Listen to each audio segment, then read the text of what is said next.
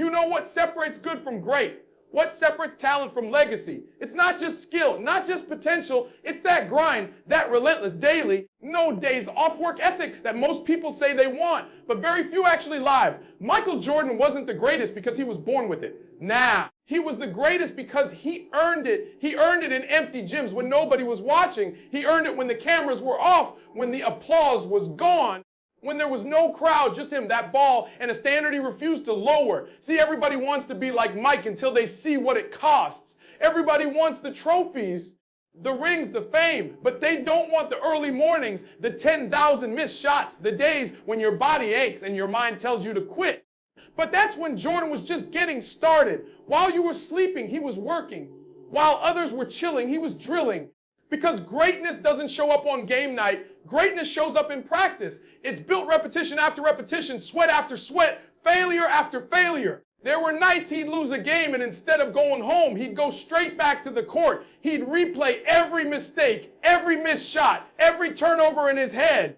Not because somebody told him to, not because a coach forced him, but because he couldn't stand the idea of not being better tomorrow than he was today. That's what greatness is. It's self-accountability at the highest level. It's when your hunger is stronger than your comfort. Let me tell you something. People look at Michael Jordan and see the championships, the MVPs, the highlight reels. But what they don't see are the countless unseen moments where he was battling himself. The days he woke up sore but still got up anyway.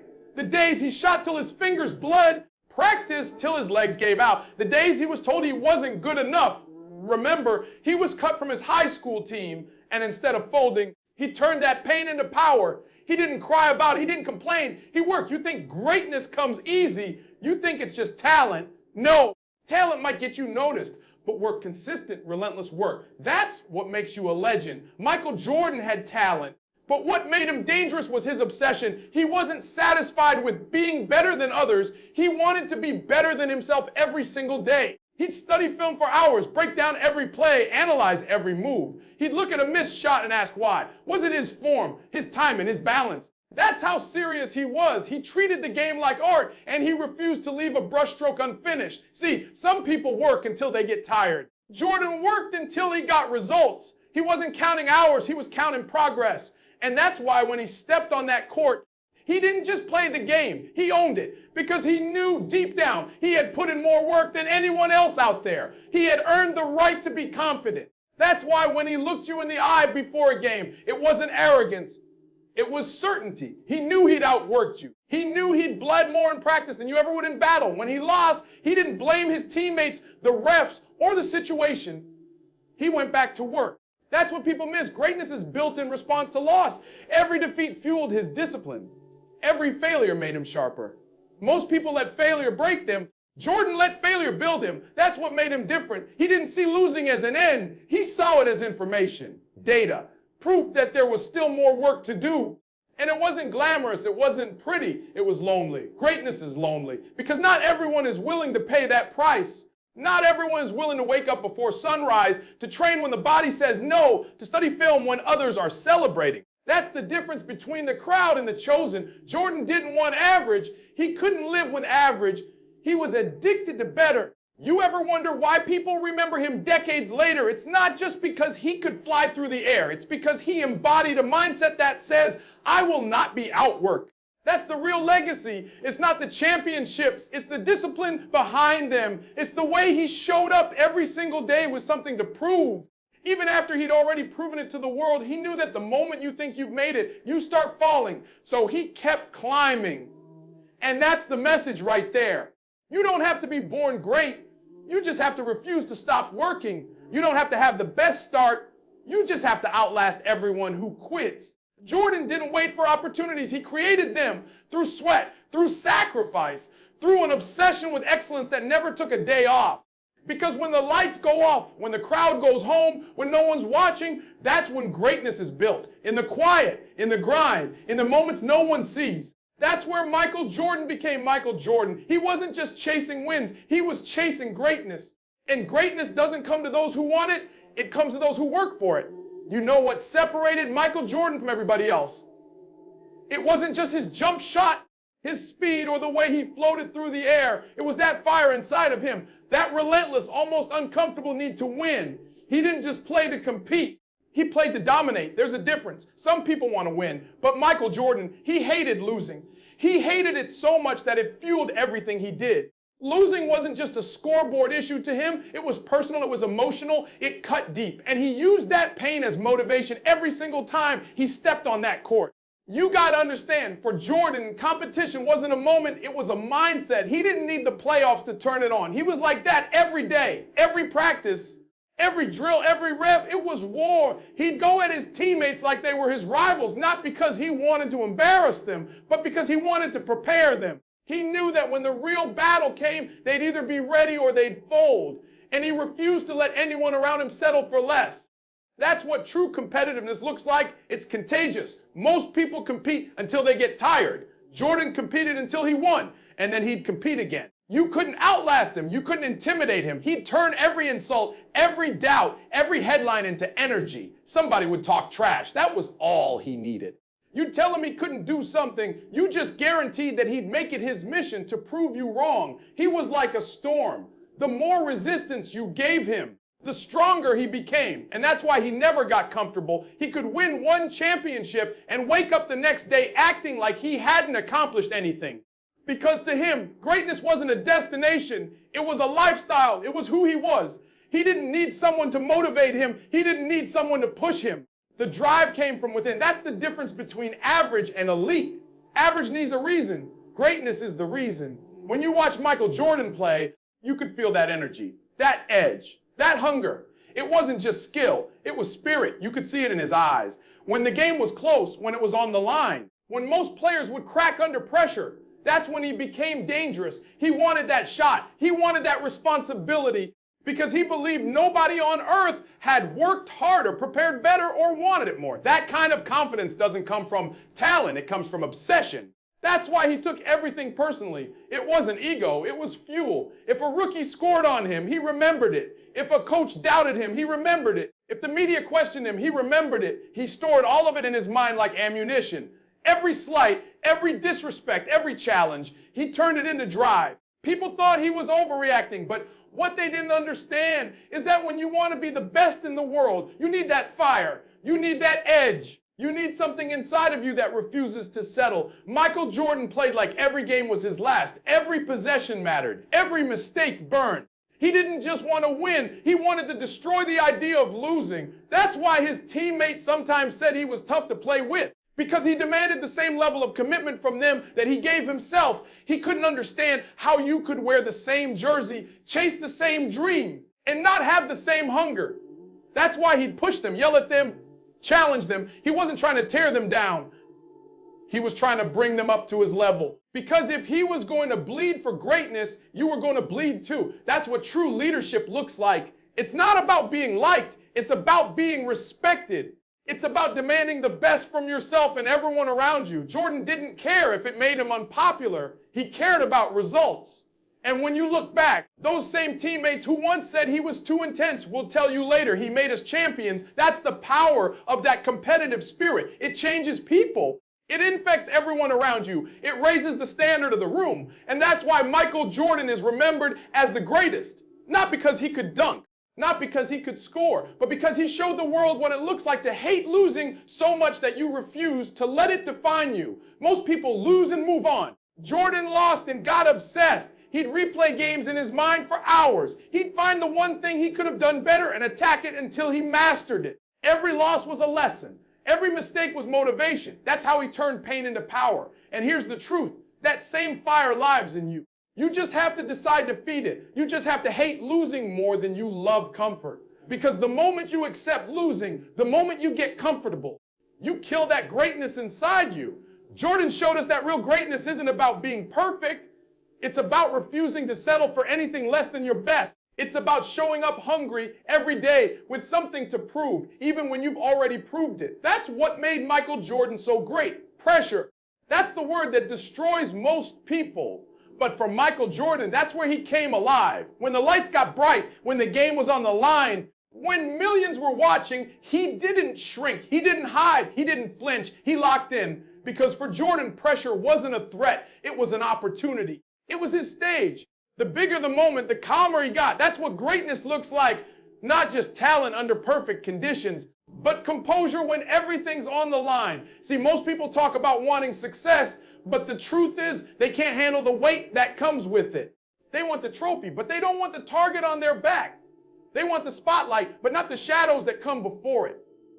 But Jordan, he trained for the moment long before it arrived. Every day in practice, he put himself in pressure situations. He'd imagine the score tied, the clock ticking down, and everyone counting on him. He lived in that space until it became home. That's why when it actually happened, when the game really was on the line, he didn't have to think. He was already built for it. He didn't run from pressure. He prepared for it. He practiced with a standard so high that by the time the real test came, it felt natural. That's the difference between those who dream and those who deliver. Most people want to rise to the occasion, but the greats, they rise because they prepared. They don't get ready. They stay ready. Jordan had that killer instinct, that mindset that said, if someone's going to take this shot, it's going to be me. Not out of ego, but out of responsibility. He believed that if he failed, he could live with it. But he couldn't live with watching someone else fail because he didn't step up. That's the mentality of a champion. He didn't wait for someone else to save the day. He was the day's salvation. And that confidence didn't come from arrogance. It came from evidence. Every late night workout, every extra rep, every film session, he knew he'd put in the work. He knew no one had out prepared him. So when the moment came, he didn't have to fake confidence. It was already in his blood. That's what people don't understand. You don't rise to the occasion. You fall back on your preparation. 1998 finals, game 6, Utah. Clock running down, Bulls down by 1. Jordan has the ball. The crowd's screaming. The world's watching. He dribbles, crosses, pulls up, and hits it. Game over. Championship. Legacy sealed. That moment wasn't luck. It was years of discipline, repetition, and mental training. That calmness and chaos came from thousands of invisible hours of doing it right. Because when the world's watching, it's too late to practice. The work has to already be in you. Pressure never broke Jordan because he respected it. He understood that the same pressure that can crush you can also shape you. Diamonds and dust both come from the same pressure. The difference is what they're made of. Jordan made a decision early on that he would never fold. If he missed a shot, he wouldn't run from it. He'd own it, learn from it, and be ready the next time. That's what made him unstoppable. Failure wasn't the end. It was data. It was a lesson. It was motivation. That's what separates champions from everyone else. Most people fear pressure because it exposes weakness, but Jordan embraced it because it revealed strength. He wanted that moment. He wanted that weight because he knew if you can perform when everything's on the line, there's nothing you can't handle. And here's what's powerful, that same pressure that breaks others can build you too. If you decide it won't scare you, you have to flip your mindset. Stop asking for an easy path. Start preparing for the hard one, because pressure doesn't mean you're in trouble. It means you're in position. It means you've got something worth protecting, worth fighting for. Jordan had ice in his veins because he trusted his preparation. That's what confidence really is. Faith in your grind. You don't have to talk yourself into believing. Your work speaks for you. When you've done the work, pressure becomes familiar. It becomes home. It becomes your element. And when you start to see pressure that way, you stop running from it. You start running toward it, because pressure means you matter. Pressure means you're playing for something bigger. And that's where Jordan lived, in that rare space between fear and faith, where legends are made. So the next time you feel that weight, don't panic, don't shrink. Remember, that's where greatness is born. The lights, the noise, the doubt, it's all part of it. You just have to trust what you've built when no one was watching. Because the truth is, this pressure doesn't change who you are. It reveals who you've become. And when the lights came on, Michael Jordan showed the world exactly who he was. You see, greatness isn't just about how high you can rise. It's about how many people you can lift with you. Michael Jordan wasn't just a superstar. He was a standard. He wasn't just the best player on the team. He set the tone for what greatness looked like. That's what real leadership is.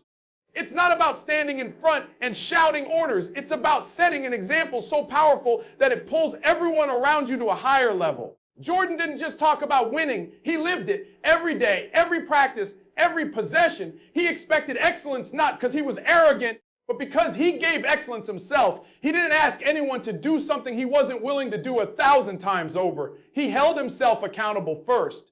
That's why when he demanded more from his teammates, it wasn't coming from ego, it was coming from investment. He wanted them to experience what it felt like to win at the highest level. He wanted them to taste greatness for themselves. People said he was tough, that he was hard on his teammates, and he was. He pushed them to the edge, made practice feel harder than games. But here's the truth. He understood something they didn't. You can't expect to perform like a champion if you train like a regular player. Here, he knew that the game would test you, break you, expose you, so he did it first in practice. He wanted his teammates to get used to the pressure, to the pace, to the fire, because once you face that kind of intensity in practice, no opponent could ever scare you.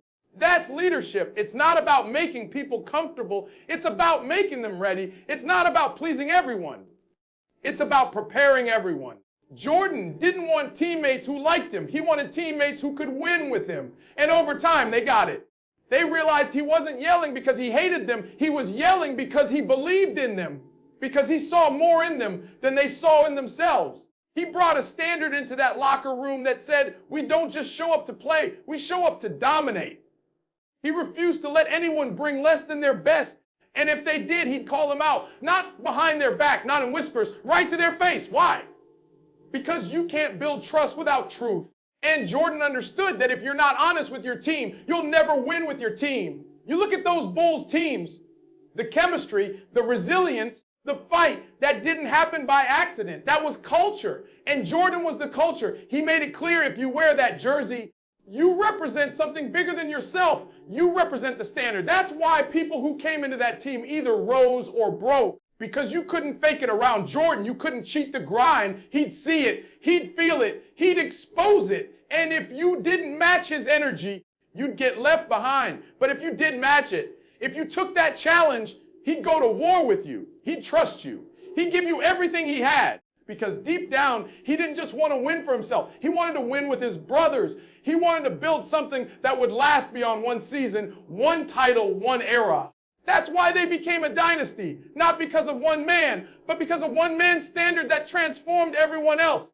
And that's what real greatness does. It multiplies. It doesn't just inspire, it elevates. It turns good players into champions. It turns followers into leaders. Jordan's presence demanded accountability. You couldn't slack off around him. You couldn't give half effort, because he'd remind you, not with words, but with work. That excellence is a choice you make every single day. That's the lesson right there. If you want to lead like Jordan, stop asking people to do better. Show them better. Stop waiting for others to rise. Raise the bar yourself, because leadership isn't about authority. It's about example. When you become the standard, people will either level up or move out of the way. Jordan taught us that greatness is contagious.